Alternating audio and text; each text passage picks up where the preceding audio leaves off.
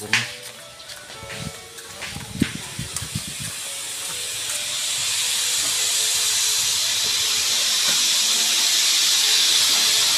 Ngayon mga katubig, medyo mahina yung ating supply ng tubig kaya nakapahinga kami. Sayang ang oras. Kaya yun ang problema natin mga katubig. Ito, ang dami. Hindi maintindihan kung saan natin ipaglalagay kasi mahina ang ating supply ng ating motor. Hindi talaga makakasupply ng marami at mahina ang bugal ng kanyang paggamit sa tubig. Mga katubig, ito, katarapugang galing iba. Ang dami ng gala natin.